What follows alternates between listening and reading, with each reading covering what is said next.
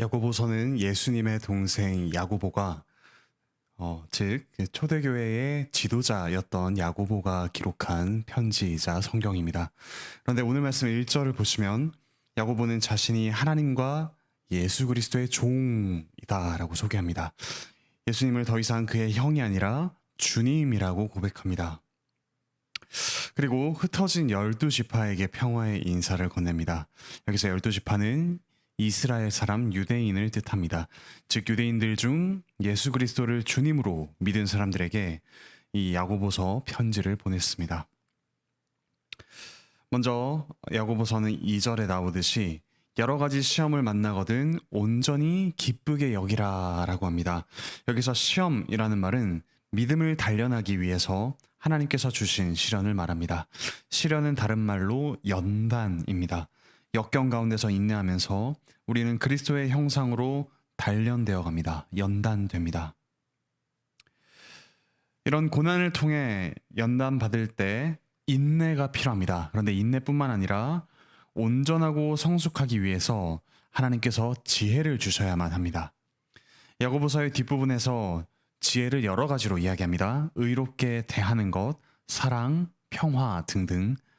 지혜는 어떻게 해야 할지를 아는 지식뿐만 아니라 그것을 인내하면서 행할 수 있는 능력까지 포함하는 말입니다.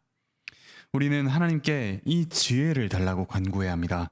하나님께서 지혜를 주실 것을 의심하지 말고 간구합시다. 왜냐하면 하나님께서 우리가 지혜를 구하기를 원하시기 때문입니다.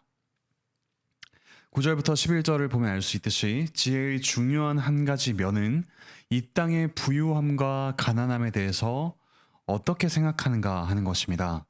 다른 사람에 비해 가진 것이 없더라도 우리 그리스도인은 그리스도 안에서 높아진 것을 자랑하기에 이 세상의 부유함과 가난함에 절대적으로 얽매이지 않습니다. 그리고 12절에 나오듯이 시험 또는 시련을 참는 성도는 복됩니다. 이것을 견디는 자라는 말은 단련된 자라는 뜻입니다. 시험 가운데 참으면서 단련된 자는 이 땅의 수고가 끝난 다음에 영생을 누릴 것입니다. 하나님께서는 그분이 사랑하시는 자들에게 이렇게 시련을 허락하셔서 단련하시고 또한 영생을 주십니다. 그런데 많은 시험 중에 우리가 죄를 지었기 때문에 우리의 죄 때문에 빠지는 시험이 있습니다. 그럴 때 우리는 하나님께서 나를 시험하신다라고 말하기보다 우리가 죄로 인해 이런 시험을 당하지 않는가 돌아보아야 합니다. 하나님은 우리에게 악한 것을 행하지 않은 분이십니다. 우리가 어떤 죄가 있는지 돌아봐야 하죠. 15절에는 유명한 말씀이 나옵니다. 욕심이 잉태한 즉 죄를 낳고 죄가 장성한 즉 사망을 낳느니라. 하나님께서 우리에게 주신 시험을 우리가 참고 단련을 받아 영생을 얻습니다. 죄의 유혹에 굴복하는 것은 이런 영생의 길과 다르다는 것을 기억하면서 우리의 죄 때문에 당하는 시험을 지혜롭게 이겨냅시다. 우리 하나님께서는 17절부터 18절에 나오듯이 조금도 악한 것이 없고 빛, 즉 빛으로 대표되는 선함만이 있습니다. 그분은 변함없이 선하십니다. 그래서 좋은 것들을 우리에게 주십니다. 무엇보다도 진리의 말씀을 통해 그분은 우리를 낳으셨습니다.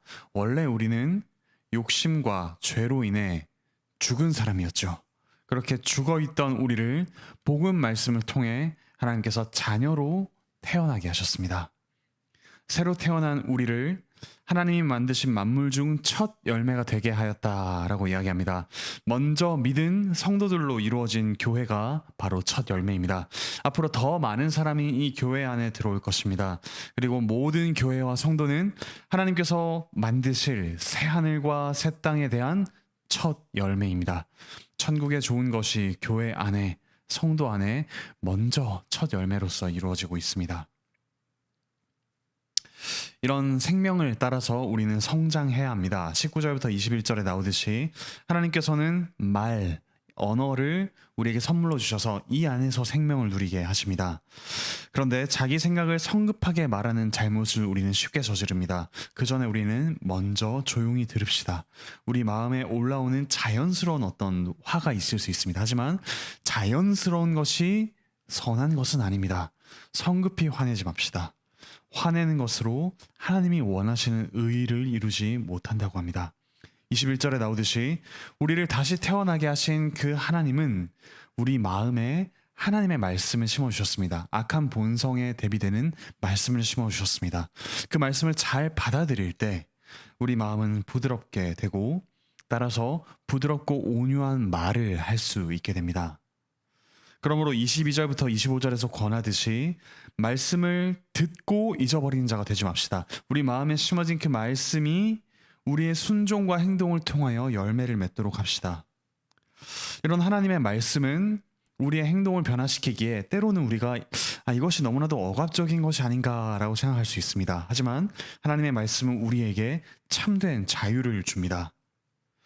우리가 죄를 용서받은 다음 다시 이제는 내가 죄를 용서받았다라고 하면서 방종하고 다시금 죄에 빠지는 것은 성경에서 말하는 자유가 아닙니다. 그것은 죄에 얽매이는 종노릇입니다.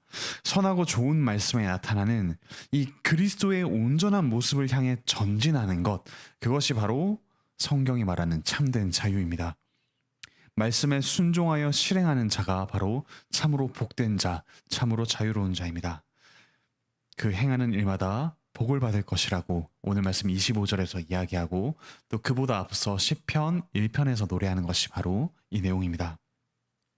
그러므로 우리는 하나님을 믿고 구원받은 자로서 새 생명을 누리는 자로서 경건하게 살아갑시다. 이 경건에 대해서 26절, 27절에선 세 가지로 이야기합니다. 첫 번째로 자신의 혀를 잘 다스리며 지혜롭고 선한 말을 하는 것입니다. 두 번째로 가난하고 힘든 자, 곧 여기서는 구체적으로 고아와 과부를 돌보고 가진 것으로 나누고 섬기는 것입니다. 마지막 세 번째로 세상의 악한 경향에 물들지 않고 자기 영혼을 지키며 거룩하게 살아가는 것입니다. 이처럼 우리에게 새로운 생명을 주신 하나님, 우리의 죄 때문에 마주하는 그 시험에서도 우리에게 지혜를 주셔서 그것을 이겨내고 연단받아 영생을 누리게 하시는 하나님을 우리가 찬양하며 그분께 지혜를 구합시다. 그리스도께서는 아무런 죄가 없으신 분이시지만 죄인인 우리를 위해 친히 이 시험을 당하시고 죄 없이 이 시험을 이기시며 그 시험에 실패한 우리의 모든 그 죄책을 가지고 죽으셨습니다. 우리는 그 그리스도를 바라볼 때마다 참된 자유가 무엇인지 깨닫습니다. 또한 우리가 더 이상 그 죄에 매여 사는 것을 자유라고 보지 않고 그것이야말로 노예, 그것이야말로 종살이라는 것을 깨닫게 됩니다. 참된 자유란 바로 우리를 위해 생명을 주신 그 그리스도를 따라 경건하게 살아갈 수 있는 힘, 지혜를 가진 삶, 선한 말을 하는 것, 약한 자를 돌아보는 것, 그리고 세상에 물들지 않고 자기를 지키는 것, 이런 경건한 삶이 바로 자유임을 우리는 깨닫습니다. 그러므로 우리를 얽매는 수많은 정욕과 탐심과 죄와 사망을 이기고 참된 자유를 누리시길 바라고 축복합니다. 기도하시겠습니다.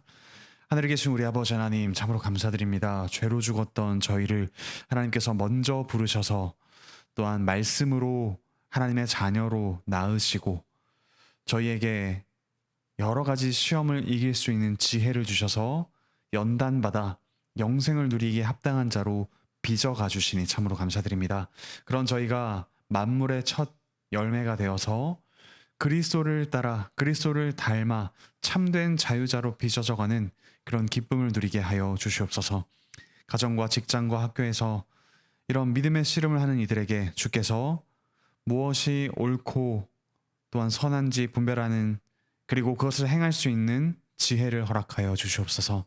뭔가 마음에 아픔이 있는 성도들 주께서 치유하여 주시옵소서. 세계의 정세가 너무도 급격하게 변합니다. 또 나라도 많이 혼란스럽습니다. 그러나 주께서 저희에게 지혜를 주셨으니 하나님 나라의 백성된 자들이 먼저 이 지혜를 가지고 이 세상을 하나님의 지혜로 다스리는 자를 되게 하여 주시옵소서. 감사드리며 예수 그리스도의 이름으로 기도합니다. 아멘.